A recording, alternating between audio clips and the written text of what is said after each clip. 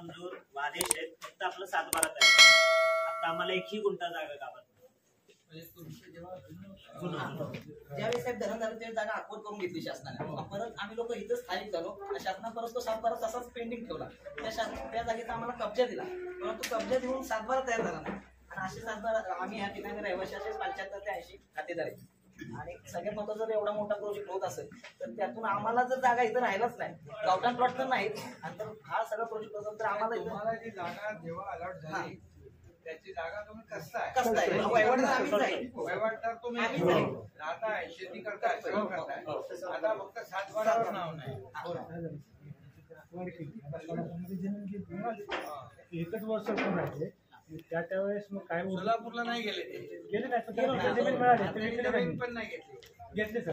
काय की विषय सांगतो. आम्हाला जागा आपल्याला कोयनेला 105 गावाला जशी वरती सरकून लोकांना जागा दिल्या त्याच वेळेला आम्हाला 64 सालीच वाटप केलेलं आहे.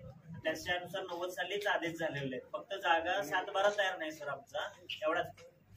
सोलापूर जिल्ह्यात जागा दिली की पण ती पुनर्वसन अंतर्गत जो विषय असतो आम्ही अतिरिक्त वाटप आम्हाला असेल म्हणून तिथं जागा आम्हाला दिली. 2-2 एकर जागा दिली सगळ्याच गावांना दिली. आपल्या दरेचं गाव असो कुठलंही गाव असो सगळ्याच आपल्याला जशी तुम्हाला दरात वरती सरकून जागा जशी दिली तसंच सर आम्हाला बी इथं वरती सरकून जागा दिलेली तशी सोलापूरला बी जागा दिली. तसं जे शेतकरी आहेत ना त्यांचा 7/12 चालू आहे.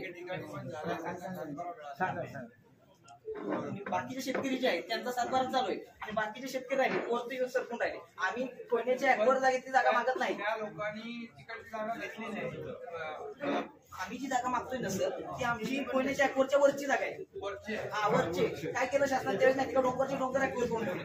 म्हणजे ज्या जागेचं गरजही नाही ती जागा ऍक्वर करून ठेवली. ती जागा आम्ही वहिवाट त्याच जागेत आम्ही आहे. तुम्ही स्वतः स्वतः वडील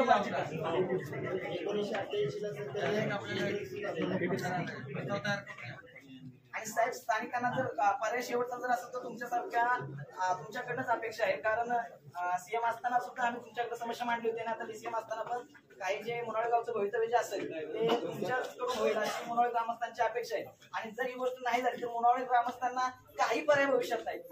अशा अपेक्षेनं मुनाळ ग्रामस्थ या ठिकाणी जगतायत. ते फक्त इथून पुढे जसं बाहेरची लोक धंदा करणार आणि आम्हाला त्यांच्या स्थानिक लोकांनाच घेतलं नाही याच्यामध्ये. कोणता बी आम्हाला जागा नाही सर. 1988 ला आदेश निघाले आहे त्याच्यामध्ये आमचं वाटप वगैरे सगळं केलेलं आहे. फक्त 7/12 वरती नोंदी करायची एवढंच फक्त बाकी. आम्हाला फक्त अधिकाऱ्याला तुमच्याकडून असं आदेश पाहिजे की फक्त ते वाटप झाले त्या पद्धतीने 7/12 वरती नोंदी. आणि आम्ही कुठली गोष्ट अशी सांगत नाही की सत्य परिस्थिती आहे ती सांगत आहे. एक्स्ट्रा जागा नको किंवा काही नको. जे फक्त वाटप 1988 ला झालेलं आहे जे आयुक्तांनी केले त्यांचं